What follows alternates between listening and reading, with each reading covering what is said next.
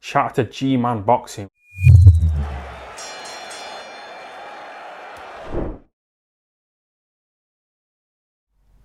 Following on from Josh Kelly's first career loss last night at the hands of David Avanesian, I wanted to talk a bit more in that post-fight about what I seen in there and about how I feel that Josh Kelly as a whole was, and I don't like, you'll notice on my channel, very seldom do I use the word overhyped when I'm talking about a fighter on the up and coming. It's very seldom that I do that, because I think it's a bit disrespectful, because what do you interpret hype as? You know, do you interpret that as this guy is going to be a world champion winning his first 10 fights, or do you determine that as though this guy is going to, you know, clean out the it's very subjective. With Josh Kelly, not necessarily down to him per se, but I did always feel as though, or even from early on in his career, there was way too much hype around Josh Kelly. Not necessarily his fault, largely down to Adam Booth, you know, saying he is probably the most athletic fighter he's ever had. That's all well and good. I said athleticism is great to have if you're a fighter, but it doesn't pay the bills. You know, Eubank Jr. is an athletic specimen, but at world level, can he cut it? No, not right now anyway. Athleticism is great for show, and as I said in my post-fight review, a magician is always getting you to look the other way. So when you have Josh Kelly early on in his career being real flashy, you know, hands down, a la Prince Nassim, you know, speed, combinations, explosiveness, you'd all that, it all looked great for like little snippets in a highlight. You know, you'd Boxing Legends TV after about, I think, 3 or 4 fights, you know, and I think that video done over 1 million views, where it was like Josh Kelly with his hands down. It was like, does this fighter have a sixth sense, right? This is all brilliant, like, for PR. This is all brilliant to get your name out there. This is all brilliant, you know, as I said, from highlights. You know, you see this guy, he's moving around the ring, you know, he's slipping shots, his hands are down, it's amazing. That's what the magician is getting you to do. He's getting you to look that way, while someone like me, and I don't want to sound like I'm coming across as, you know, someone who's just nitpicking, but when I watch Josh Kelly, I would watch and say, wow, this guy, he is flashy, but he's getting clipped a bit. You know, even against some of these journeymen he was fighting, like Jay Byrne, his pro debut, I was like, hang on a minute, like, yeah, it looks good, but like, he's getting, there's shots landing here.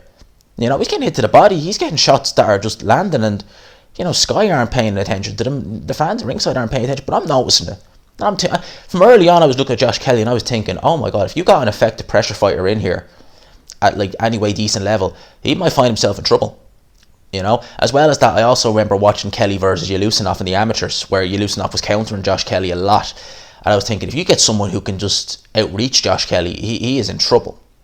And one thing as well that always, and again, this is not Josh Kelly's fault, that always annoyed me, more so a Sky issue, more so a Sky nitpick actually, to be honest with you, was when, and if you hear people outside, I'm sorry about that, one thing that always annoyed me was when you saw Daniel Yulusinov turn over, and Yulusinov is someone who I rate. I think he's improved a lot since he turned pro. I think he needed to adjust to the pro style a bit, but you could definitely see a good fighter there.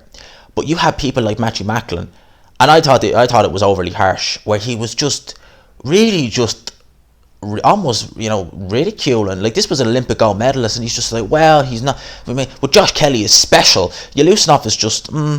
It's just like, whoa, well, hang on a minute. Right, and not only that, Yulusinov, you could argue, fought better people early on in his career, and you just look at that, you're just like, now, hang on a minute, right?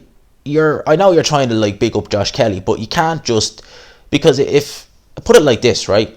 If Josh Kelly is this, you know, special talent, this, that, and the other, why is he losing to Yulusinov in the amateurs?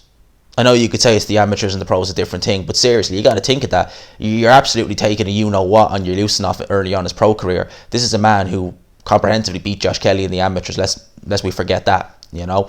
I always say with Sky, you know, amateur records mean nothing unless it suits them, you know, and you'll notice that, like, people in Sky will be like, oh, the amateur doesn't mean it unless it suits you, unless you turn around, like, if they're trying to like hype up someone, say like they had Joe Joyce signed to them, and they'd be like, oh, Joe Joyce versus Usyk, well, the amateur means nothing, and it was the other way around, oh, but lest we forget their amateur fight, you know. That's one thing that's always irritated me, and again, that's not a Josh Kelly issue, that's more a nitpick on Sky.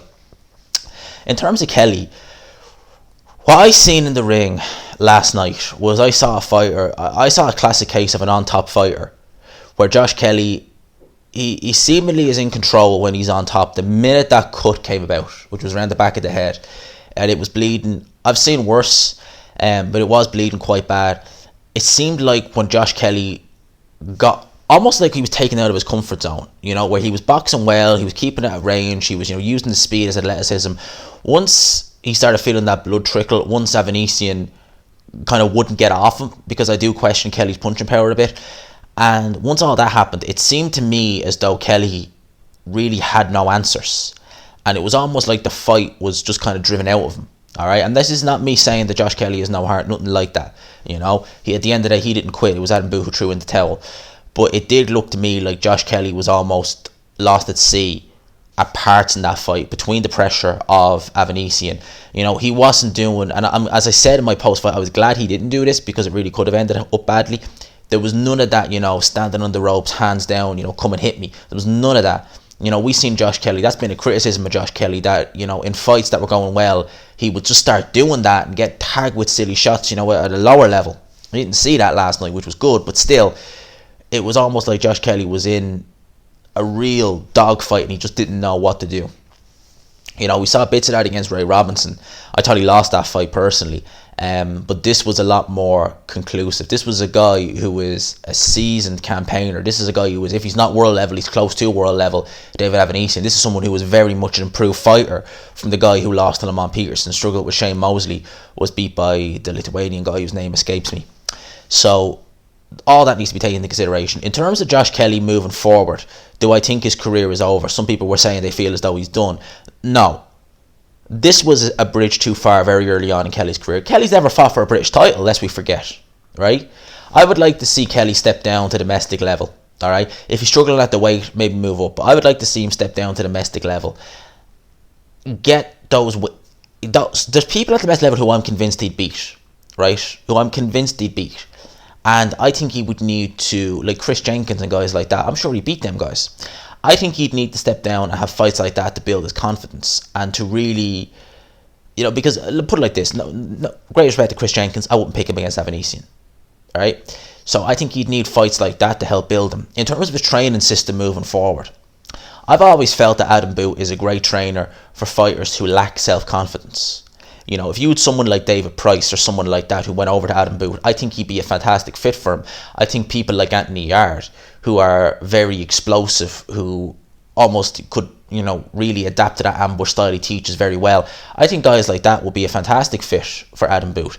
Adam Booth is very smart in how he matches fighters as well, all right? Not in the sense of who he picks, but if you look at Adam Booth when he trained George Groves, when he trained when he has Josh Kelly now, if you look at some of these fighters who he's took from amateur, all right, to pro, some of the things he's done in there. Put it like this, right? George Groves, go with his box rec. He never fought a 4-rounder. All right? Adam Booth knew, and he's right in a sense, how dangerous 4-rounders can be if you get the wrong journeyman. Okay? Because it only takes one, you could lose one round, and you could have an even round, or maybe lose another round, and you have a draw or you're lost on a record. Because a 4-rounder is a sprint.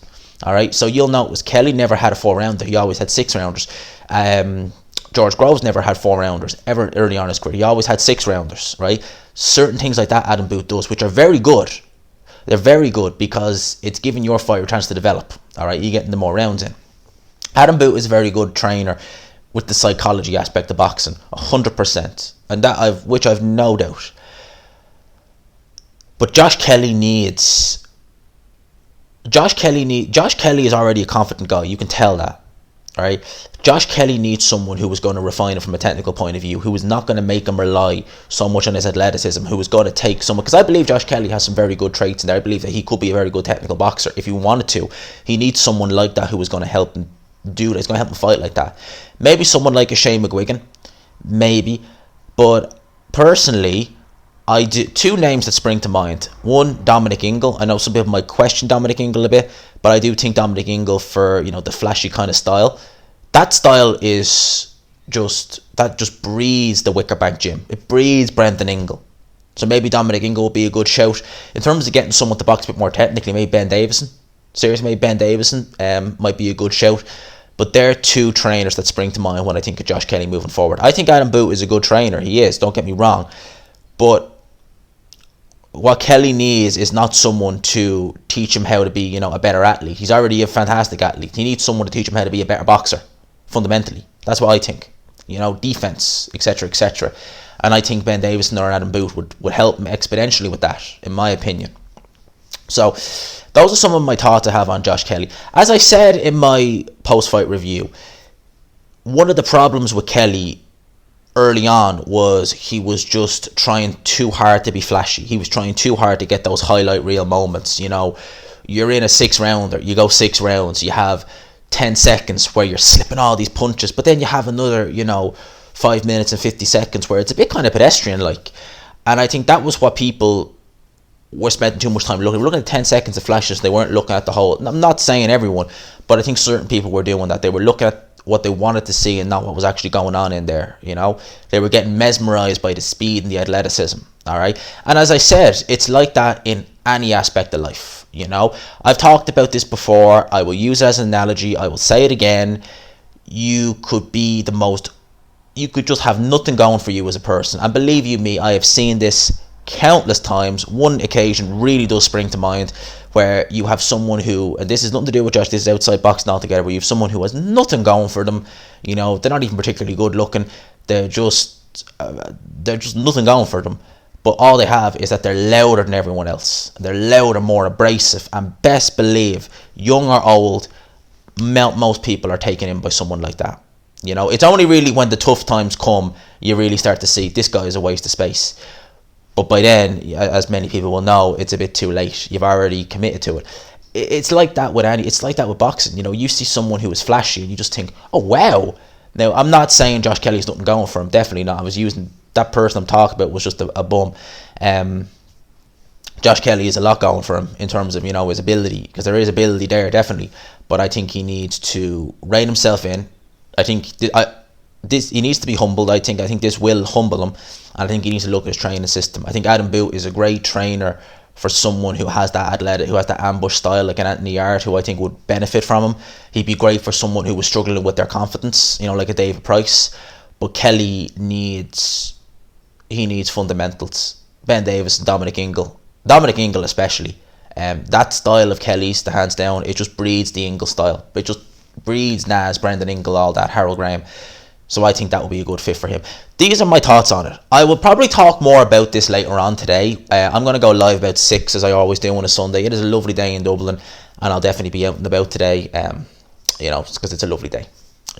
So 6 o'clock we go live. This is the kind of day where I would want to be out with the lads, watching the matches and going for a drink. 2021. You gotta love it. But look, we have to smile, don't we? We have to smile through all this. Little pep talk. We'll talk more at 6. 6 bells. Hope you join your boy, and we'll have a chat more about this. Like the video, lads, if you enjoyed it, and lassies. I do have some lassies who watch these videos as well. Subscribe, of course, if you haven't already. Hope you enjoyed it. We'll talk to you this evening. #GMansRocks, all that good stuff, lads. I'll talk to you. Peace.